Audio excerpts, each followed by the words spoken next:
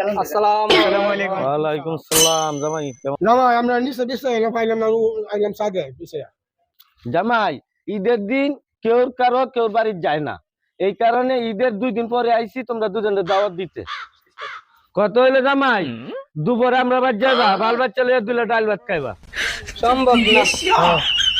জামাই এটা কেমন তেরা কথা কোন জামাই কি শ্বশুর যায় না যায় কিন্তু ল্যাংড়া যায় না। মানে আমার একটা ভালো জামা আছে, আমনে গোবাই যাবো আমি। 13 মাস আগে এক জোড় জুতা দিছুন, হেও গেছে বল্টু সিরিয়া, আগুন দিয়ে পুড়িয়া লাগাইছি। কি লয়ে যায় মামার ভাই? ঈদের সময় মাইছে শ্বশুর বাড়িতে নতুন নতুন জামা কাপড় জামাইয়ের বাড়ি পাঠায় দেয়, আর আমার শ্বশুর রে মাটি দিছে, মরছে। ভালো একটা জামা কাপড় নাই, শ্বশুর বাড়িতে যাইয়াম। জামাই তোমরা বুঝলে গেছো, বাসায় যদি শ্বশুর শাশুড়ি তাই মুরব্বী তাদেরকেও ঈদের মার্কেট দিতে হয়।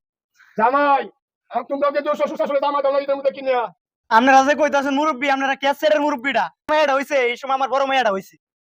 দেনা পাওনা না থাকলে কইলাম সংসার টিহে না।